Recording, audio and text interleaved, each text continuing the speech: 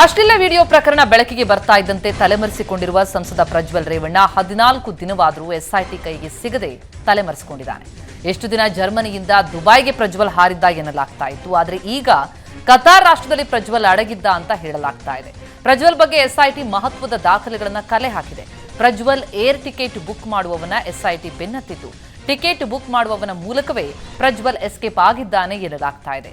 Ticket book ಮಾಡಿದವನನ್ನ SIT ವಿಚಾರಣೆ ಮಾಡಿದ್ದು ಯಾವುದೇ ಕ್ಷಣದಲ್ಲಾದರೂ ಪ್ರಜ್ವಲ್ ಸೆರೆ ಹಿಡಿಯಲು ಎಸ್ಐಟಿ ಸಜ್ಜಾಗಿದೆ. ಪ್ರಜ್ವಲ್ ಪ್ರಕರಣದಲ್ಲಿ ದಳಪತಿಗಳು ಎಚ್ಚರಿಕೆ ಹೆಜ್ಜೆಗಳನ್ನು ಇಡ್ತಾ ಇದ್ದಾರೆ. ಪೆನ್ಡ್ರೈವ್ ಪ್ರಕರಣದಿಂದ ಜೆಡಿಎಸ್ಗೆ ಇರಿಸು ಮುರುಸಾಗಿತ್ತು. ಯಾವುದೇ ಮಾಧ್ಯಮಗಳ ಡಿಬೇಟ್ನಲ್ಲೂ ಭಾಗವಹಿಸುವಂತಿಲ್ಲ ಅಂತ ಮಾಧ್ಯಮದ ವಕ್ತಾರರಿಗೆ ಜೆಡಿಎಸ್ ಖಡಕ್ ಸೂಚನೆ ಕೊಟ್ಟಿದೆ. ಈಗಾಗಲೇ ಪ್ರಕರಣದಿಂದ ಪಕ್ಷಕ್ಕೆ ಸಾಕಷ್ಟು ಮುಜುಗರವಾಗಿದ್ದು, ಮಾಧ್ಯಮಗಳಲ್ಲಿ ಪಕ್ಷದ ಪರ ಸಮರ್ಥನೆ ಮಾಡಿಕೊಳ್ಳೋ ಭರದಲ್ಲಿ ಏನಾದರೂ ಎಡವಟ್ಟಾದರೆ ಮತ್ತೆ ಸಂಕಷ್ಟ ಎದುರಾಗುವ ಸಾಧ್ಯತೆ ಇದೆ. ಹೀಗಾಗಿ ಯಾವುದೇ ಕಾರಣಕ್ಕೂ ತುಟಿ ಬಿಚ್ಚದಂತೆ ತಾಕೀತು ಮಾಡಿದೆ. ಪ್ರಜ್ವಲ್ ಪೆನ್ಡ್ರೈವ್ ವೈರಲ್ ಪ್ರಕರಣ ದಿನದಿಂದ ದಿನಕ್ಕೆ ಮತ್ತಷ್ಟು ತಿರುವು ಪಡೆದುಕೊಳ್ತಾ ಇದೆ. ಪೆನ್ಡ್ರೈವ್ ಕೇಸ್ಗೆ ಟ್ವಿಸ್ಟ್ ನೀಡಿದ್ದ ದೇವರಾಜೇಗೌಡಗೆ ಸಂಕಷ್ಟ ಎದುರಾಗಿದ್ದು, ದೇವರಾಜೇಗೌಡ ವಿರುದ್ಧ ಲೈಂಗಿಕ ಕಿರುಕುಳ ನೀಡಿದ ಆರೋಪ ಕೇಳಿಬಂದಿದೆ. 2024 ಏಪ್ರಿಲ್ 1ರಂದು ಹೊಳೆನರಸೀಪುರ ಠಾಣೆಗೆ ಸಂತ್ರಸ್ತೆ ದೂರು ಕೊಟ್ಟಿದ್ದು, ಸೈಟ್ ಮಾರಾಟ ವಿಚಾರವಾಗಿ ಸಂತ್ರಸ್ತೆ ವಕೀಲ ದೇವರಾಜೇಗೌಡ ಅವರನ್ನ ಸಂಪರ್ಕ ಮಾಡಿದ್ರು ಅಂತ ಹೇಳಲಾಗ್ತಾ ಇದೆ. ದೇವರಾಜೇಗೌಡ ವಿಡಿಯೋ ಕಾಲ್ ಮಾಡಿ ಮಾನಸಿಕ ಹಿಂಸೆ ಕೊಟ್ಟಿದ್ದಾರೆ ಅಂತ ಸಂತ್ರಸ್ತೆ ದೂರು ಕೊಟ್ಟಿದ್ದು, ಮಹಿಳೆಯ ದೂರನ್ನ ಆಧರಿಸಿ ಹೊಳೆನರಸೀಪುರ ಠಾಣೆಯಲ್ಲಿ ಎಫ್ಐಆರ್ ದಾಖಲಿಸಲಾಗಿದೆ. ಮಹಿಳೆ ಮೇಲಿನ ದೌರ್ಜನ್ಯ ಆರೋಪ ಕೇಸ್ನಲ್ಲಿ ದೇವರಾಜೇಗೌಡ ಜಾಮೀನಿಗೂ ಅರ್ಜಿ ಸಲ್ಲಿಸಿದ್ದಾರೆ. ಸಂಸದ ಪ್ರಜ್ವಲ್ ರೇವಣ್ಣ ವೈರಲ್ ವಿಡಿಯೋ ಪ್ರಕರಣಕ್ಕೆ ಸಂಬಂಧಪಟ್ಟಂತೆ ವಿಡಿಯೋ ಲೀಕ್ ಆರೋಪದ ಕೇಸ್ ಎಸ್ಐಟಿಗೆ ಹಸ್ತಾಂತರ ಮಾಡಲಾಗಿದೆ. ಕಾರ್ತಿಕ್, ಪುಟ್ಟರಾಜ್, ನವೀನ್ ಗೌಡ ಮತ್ತು ಚೇತನ್ ಎಂಬುವರ ವಿರುದ್ಧ ವಿಡಿಯೋ ವೈರಲ್ ಕೇಸ್ ದಾಖಲಾಗಿತ್ತು. ನಿನ್ನೆ ಎಲ್ಲರ ಜಾಮೀನು ಅರ್ಜಿ ಕೂಡ ವಜಾ ಆಗಿತ್ತು. ಈ ಹಿನ್ನೆಲೆಯಲ್ಲಿ ವೈರಲ್ ಕೇಸ್ಗೆ ಎಸ್ಐಟಿಗೆ ವರ್ಗಾವಣೆಯಾಗಿದ್ದು, ಎಸ್ಐಟಿ ತಂಡ ಆರೋಪಿಗಳನ್ನು ವಶಕ್ಕೆ ಪಡೆಯುವ ಸಾಧ್ಯತೆ ಇದೆ. ಮಹಿಳೆ ಕಿಡ್ನಾಪ್ ಪ್ರಕರಣದಲ್ಲಿ ಬಂಧಿತನಾಗಿರುವ ಎಚ್ಡಿ ರೇವಣ್ಣ ಜೈಲುವಾಸ ಅನುಭವಿಸ್ತಾ ಇದ್ದಾರೆ. ಕಳೆದ 3 ದಿನಗಳಿಂದಲೂ ರೇವಣ್ಣ ಜೈಲಿನಲ್ಲೇ ಇದ್ದು ಬೇಲ್ ಸಿಗದ ಹಿನ್ನೆಲೆಯಲ್ಲಿ ರೇವಣ್ಣ ಮತ್ತಷ್ಟು ಮಂಕಾಗಿದ್ದಾರೆ. ಆಪ್ತರ ಭೇಟಿ ವೇಳೆ ಬೇಸರ ಹೊರಹಾಕಿದ್ದ ರೇವಣ್ಣ ಮೇಲೆ ವೈದ್ಯರು ನಿಗಾ ಇರಿಸಿದ್ದಾರೆ. ಹೊಟ್ಟೆ ನೋವು ಹಿನ್ನೆಲೆಯಲ್ಲಿ ಬೆಳಗ್ಗೆ ಮತ್ತು ಸಂಜೆ ರೇವಣ್ಣ ಆರೋಗ್ಯದ ತಪಾಸಣೆ ಮಾಡಲಾಗ್ತಾ ಇದೆ. ಬೆಂಗಳೂರಿನಲ್ಲಿ ನಿನ್ನೆ ಸುರಿದ ಧಾರಾಕಾರ ಮಳೆಗೆ ಹಲವು ಕಡೆ ಅವಾಂತರವಾಗಿದೆ. ಗಾಳಿ ಸಹಿತ ಭಾರೀ ಮಳೆಗೆ ಬಿಬಿಎಂಪಿ ವ್ಯಾಪ್ತಿಯ ಸುಮಾರು 70 ಮರಗಳು ಧರೆಗುಳಿವೆ. ನಿನ್ನೆ ಬೆಂಗಳೂರಿನ ಹಂಪಿ ನಗರದಲ್ಲಿ 55 ಮಿಲಿಮೀಟರ್, ನಾಯಂಡಹಳ್ಳಿಯಲ್ಲಿ 51 ಮಿಲಿಮೀಟರ್, ಮಾರುತಿ ಮಂದಿರದಲ್ಲಿ 50 ಮಿಲಿಮೀಟರ್, ನಾಗಪುರ ವಾರ್ಡ್ನಲ್ಲಿ 49 ಮಿಲಿಮೀಟರ್ ಮಳೆಯಾಗಿದೆ. ದಕ್ಷಿಣ ವಲಯದಲ್ಲಿ 10 ಮರಗಳು, ಆರ್ಆರ್ ನಗರ ವಲಯದಲ್ಲಿ 32, ಬೊಮ್ಮನಹಳ್ಳಿಯಲ್ಲಿ 6, ಪಶ್ಚಿಮ ವಲಯದಲ್ಲಿ 10 ಮರಗಳು ಧರೆಗುರುಳಿವೆ. ಬೆಂಗಳೂರಿನಲ್ಲಿ ಧಾರಾಕಾರ ಮಳೆಯಿಂದಾಗಿ ಮನೆಗಳಿಗೆ ಕೊಳಚೆ ನೀರು ನುಗ್ಗಿ ಭಾರೀ ಅವಾಂತರ ಸೃಷ್ಟಿಯಾಗಿದೆ. ಚಾಮರಾಜಪೇಟೆಯ ಜೆಜಿಆರ್ ನಗರದ ಮನೆಗಳಿಗೆ ಮಳೆ ನೀರು ನುಗ್ಗಿದ್ದು, ಪ್ರತಿ ಬಾರಿಯೂ ಮಳೆ ಬಂದಾಗ ಅಪಾರ್ಟ್ಮೆಂಟ್ನಿಂದ ಕೊಳಚೆ ನೀರು ಮನೆಗೆ ನುಗ್ಗುತ್ತೆ ಅಂತ ನಿವಾಸಿಗಳು ಪ್ರತಿಭಟಿಸಿದ್ದಾರೆ. ಕೂಡಲೇ ಈ ಸಮಸ್ಯೆಯನ್ನು ಬಗೆಹರಿಸುವಂತೆ ಆಕ್ರೋಶ ಹೊರಹಾಕಿದ್ದಾರೆ. ಬೆಂಗಳೂರಿನಲ್ಲಿ ಸ್ವಲ್ಪದರಲ್ಲೇ ಆಗ್ತಾ ಇದ್ದ ಅನಾಹುತವೊಂದು ತಪ್ಪಿದೆ. ನಿನ್ನೆ ಸುರಿದ ಧಾರಾಕಾರ ಮಳೆಗೆ ಶೆಡ್ನಲ್ಲಿ ವಾಸವಿದ್ದ ರಾಯಚೂರಿನ ಕುಟುಂಬ ಪ್ರಾಣಾಪಾಯದಿಂದ ಪಾರಾಯಿತು. ನಿನ್ನೆ ಸುರಿದ ಮಳೆಗೆ ಬೃಹತ್ ಮರ ಮತ್ತು ವಿದ್ಯುತ್ ಕಂಬ ಧರೆಗೆ ಬಿದ್ದಿದೆ. ಆ ವೇಳೆ ಮರದ ಕೆಳಗೆ ರಾಯಚೂರು ಮೂಲದ ದಂಪತಿ ಮತ್ತು 2 ಮಕ್ಕಳು ವಾಸಿಸ್ತಾ ಇದ್ರು.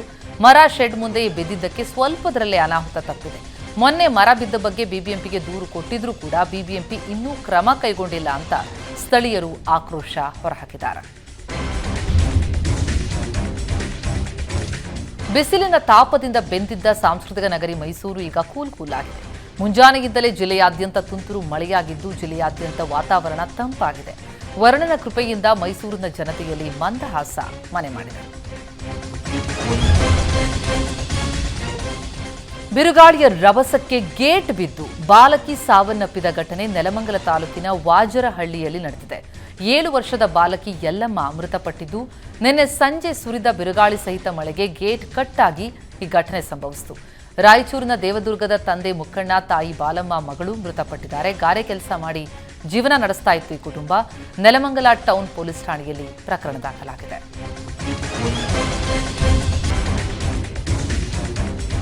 ಕೋಟಿ ಕೋಟಿ ರೂಪಾಯಿ ತೆರಿಗೆ ಹಣ ಬಾಕಿ ಉಳಿಸಿಕೊಂಡಿರುವ ಹಿನ್ನೆಲೆಯಲ್ಲಿ ಬಿಬಿಎಂಪಿ ಅಧಿಕಾರಿಗಳು ಬೆಂಗಳೂರಿನ ಪ್ರತಿಷ್ಠಿತ ಮಂತ್ರಿ ಮಾಲ್ಗೆ ಬೀಗ ಜಡಿದಿದ್ದಾರೆ. ಸುಮಾರು 50 ಕೋಟಿವರೆಗೂ ಮಂತ್ರಿ ಮಾಲ್ ತೆರಿಗೆ ಪಾವತಿ ಉಳಿಸಿಕೊಂಡಿದೆ.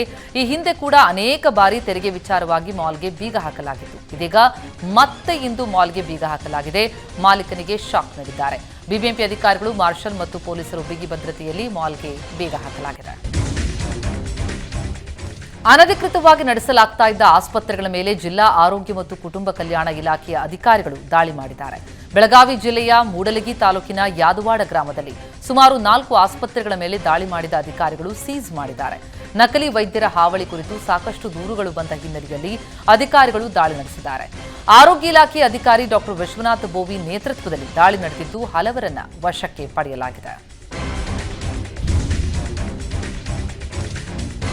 ಕಲಬುರಗಿಗೆ ಇಂದು ಪ್ರಧಾನಿ ನರೇಂದ್ರ ಮೋದಿ ಆಗಮಿಸ್ತಾ ಇದ್ದು ಓಜರ್ ಏರ್ಪೋರ್ಟ್ನಿಂದ ಐಎಫ್ ವಿಶೇಷ ವಿಮಾನದಿಂದ ಕಲಬುರಗಿಗೆ ಆಗಮಿಸುತ್ತಾರೆ. ಮಧ್ಯಾಹ್ನ 2:30ಕ್ಕೆ ಕಲಬುರಗಿಗೆ ಪ್ರಧಾನಿ ಮೋದಿ ಆಗಮಿಸಲಿದ್ದು ಕಲಬುರಗಿ ಏರ್ಪೋರ್ಟ್ನಿಂದ ಸೇನಾ ಹೆಲಿಕಾಪ್ಟರ್ನಲ್ಲಿ ತೆಲಂಗಾಣದ ನಾರಾಯಣಪೇಟ್ಗೆ ತೆರಳಲಿದ್ದಾರೆ.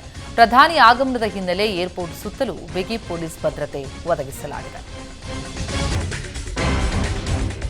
ಲೋಕಸಭಾ ಚುನಾವಣೆಯ ಬಳಿಕ ವಿಶ್ರಾಂತಿಗೆ ತಮಿಳುನಾಡಿಗೆ ತೆರಳಿದ್ದ ಸಿಎಂ ಸಿದ್ದರಾಮಯ್ಯ ವಾಪಸ್ಸಾಗಿದ್ದಾರೆ. ವಿಶ್ರಾಂತಿ ಬಳಿಕ ಇಂದು ಮತ್ತು ನಾಳೆ ಸಿಎಂ ಮೈಸೂರು ಪ್ರವಾಸ ಕೈಗೊಳ್ಳಲಿದ್ದು ವಿವಿಧ ಕಾರ್ಯಕ್ರಮಗಳಲ್ಲಿ ಸಿಎಂ ಸಿದ್ದರಾಮಯ್ಯ ಭಾಗಿಯಾಗ್ತಾರೆ. ಸಂಜೆ ಮೈಸೂರಿನಲ್ಲೇ ಸಿದ್ದರಾಮಯ್ಯ ವಾಸ್ತವ್ಯ ಹೂಡಲಿದ್ದು ಹಲವು ಕಾರ್ಯಕ್ರಮಗಳಲ್ಲಿ ಭಾಗಿಯಾಗಲಿದ್ದಾರೆ. ಬಳ್ಳಾರಿಯ ಜಿಂದಾಲ್ ಕಾರ್ಖಾನೆಯಲ್ಲಿ ನೀರಿನ ಟ್ಯಾಂಕರ್ಗೆ ಬಿದ್ದು 3 ಸಾವನ್ನಪ್ಪಿದ ಘಟನೆ ನಡೆದಿದೆ. ಪೈಪ್ಲೈನ್ ಚೆಕ್ ಮಾಡುವ ವೇಳೆ ರಭಸವಾಗಿ ನೀರು ಹರಿದು ಬೆಂಗಳೂರು ಮೂಲದ ಸುಶಾಂತ್, ಭುವನಹಳ್ಳಿ ಮೂಲದ ಜಡಪ್ ಹಾಗೂ ಚೆನ್ನೈ ಮೂಲದ ಮಹಾದೇವನ್ ಸಾವನ್ನಪ್ಪಿದ್ದಾರೆ. ಸ್ಥಳಕ್ಕೆ ತೋರಣಗಲ್ಲು ಪೊಲೀಸರು ಭೇಟಿ ಕೊಟ್ಟು ಪರಿಶೀಲನೆ ನಡೆಸಿದ್ದಾರೆ.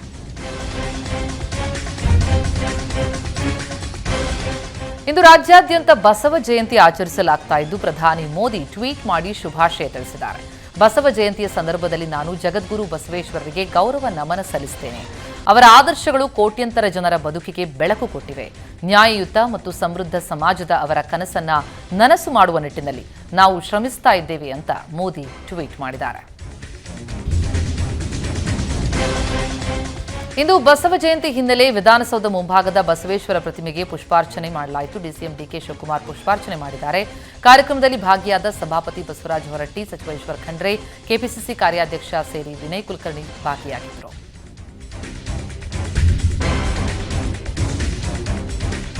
ರಾಜ್ಯದಲ್ಲಿ ಬೆಳವಣಿಗೆ ಗಮನಿಸಿದರೆ 20 ಸ್ಥಾನ ಬರುವ ಭರವಸೆ ಇದೆ ಅಂತ ಸಚಿವ ಈಶ್ವರ್ ಖಂಡ್ರೆ ಹೇಳಿದ್ದಾರೆ. ಬೆಂಗಳೂರಿನ ಬಸವ ಜಯಂತಿ ಕಾರ್ಯಕ್ರಮದ ಬಳಿಕ ಮಾತನಾಡಿದ ಖಂಡ್ರೆ, ಪಂಚ ಗ್ಯಾರಂಟಿಗಳು ವರ್ಕೌಟ್ ಆಗಿದೆ. ಜನ ವಿಶ್ವಾಸದಿಂದ ಮತ ಹಾಕಿರುವ ನಂಬಿಕೆ ಇದೆ. ರಾಜ್ಯದಲ್ಲಿ ಮಾತ್ರವಲ್ಲ ದೇಶದಲ್ಲೂ ನಾವು ಅಧಿಕಾರಕ್ಕೆ ಬರ್ತೇವೆ ಅಂತ ಖಂಡ್ರೆ ಹೇಳಿದ್ದಾರೆ. ಇನ್ನು ಜೆಡಿಎಸ್ ನಿಯೋಗದಿಂದ ನಿನ್ನೆ ರಾಜ್ಯಪಾಲರ ಭೇಟಿ ವಿಚಾರಕ್ಕೂ ಪ್ರತಿಕ್ರಿಯಿಸಿದ ಖಂಡ್ರೆ, ಕಾನೂನಿದೆ, ಕಾನೂನು ಎಲ್ಲರಿಗೂ ಒಂದೇ. ರಾಜ್ಯದ ಪೊಲೀಸರು ನಿಷ್ಪಕ್ಷಪಾತವಾದ ತನಿಖೆಯನ್ನು ನಡೆಸ್ತಾ ಇದ್ದಾರೆ ಅಂತ ಹೇಳಿದ್ದಾರೆ. ಕಲಬುರಗಿಯ ಚಿಂಚೋಳಿ ತಾಲೂಕಿನ ಸುಲೇಪೇಟ್ ಗ್ರಾಮದ ವೀರಭದ್ರೇಶ್ವರ ಜಾತ್ರೆ ಅದ್ದೂರಿಯಾಗಿ ಜರುಗಿತು. ರಥೋತ್ಸವದಲ್ಲಿ ಸಾವಿರಾರು ಭಕ್ತರು ಪಾಲ್ಗೊಂಡಿದ್ದು ತೇರಿನ ಮೇಲೆ ಭಕ್ತರು ಹೂವು, ಬಾಳೆಹಣ್ಣು, ಉತ್ತತ್ತಿ ಎಸೆದು ತಮ್ಮ ಭಕ್ತಿಯ ಹರಕೆಯನ್ನು ಅರ್ಪಿಸಿದ್ದಾರೆ. ಸಚಿವರಾದ ಡಾಕ್ಟರ್ ಶರಣಪ್ರಕಾಶ್ ಪಾಟೀಲ್ ರಥೋತ್ಸವದಲ್ಲಿ ಭಾಗಿಯಾಗಿದ್ದರು. ಬೆಳಗಿನಿಂದಲೇ ವೀರಭದ್ರೇಶ್ವರ ದೇವಸ್ಥಾನದಲ್ಲಿ ವಿಶೇಷ ಪೂಜೆ, ಪ್ರಭಾವಳಿ, ಪುರವಂತರ ಕುಣಿತ ನಡೆದವು. ರಥೋತ್ಸವದಲ್ಲಿ ಮಹಿಳೆಯರು, ಮಕ್ಕಳು, ಗ್ರಾಮಸ್ಥರು ಹೆಚ್ಚಿನ ಸಂಖ್ಯೆಯಲ್ಲಿ ಭಾಗವಹಿಸಿದರು. ಬಣ್ಣದ ಕುರಿತಾಗಿ ಪಿತ್ರೋಡಾನ್ ಕೊಟ್ಟಂತಹ ವಿವಾದಾತ್ಮಕ ಹೇಳಿಕೆಯ ಬೆನ್ನಲ್ಲೇ ಕಾಂಗ್ರೆಸ್ನ ಮತ್ತೋರ್ವ ಮುಖಂಡ ಅಧೀರ್ ರಂಜನ್ ಚೌಧರಿ ಇದೇ ರೀತಿಯ ಹೇಳಿಕೆ ಕೊಟ್ಟು ವಿವಾದಕ್ಕೀಡಾಗಿದ್ದಾರೆ. ಸ್ಯಾಮ್ ಪಿತ್ರೋಡಾ ಹೇಳಿಕೆಯನ್ನು ನಾನು ವಿರೋಧಿಸಲ್ಲ. ನಮ್ಮ ದೇಶದಲ್ಲಿ ಮಂಗೋಲಾಯ್ಡ್ ಕ್ಲಾಸ್ ಮತ್ತು ನಿಗ್ರೋ ಕ್ಲಾಸ್ ಜನ ಕೂಡ ಇದ್ದಾರೆ. ಇದು ನಮ್ಮ ದೇಶದ ಜನಸಂಖ್ಯಾ ಸ್ವರೂಪ, ಪ್ರಾದೇಶಿಕ ಸ್ವರೂಪ. ಸ್ಯಾಮ್ ಅವರ ವೈಯಕ್ತಿಕ ಹೇಳಿಕೆ ಸರಿಯಾಗಿಯೇ ಇದೆ. ಕೆಲವರು ಬೆಳ್ಳಗೆ, ಕೆಲವರು ಕಪ್ಪಗೆ ಇದ್ದಾರೆ. ಇದೇ ಸತ್ಯ ಅಂತ ಅಧೀರ್ ರಂಜನ್ ಹೇಳಿಕೆ ನೀಡಿ ವಿವಾದವನ್ನ ಮೈಮೇಲೆಳೆದುಕೊಂಡಿದ್ದಾರೆ.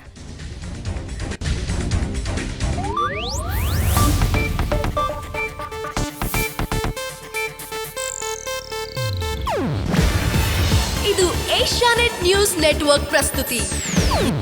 ನೀವು ನೋಡ್ತಿದ್ದೀರಾ ಏಷ್ಯಾನೆಟ್ ಸುವರ್ಣ ನ್ಯೂಸ್.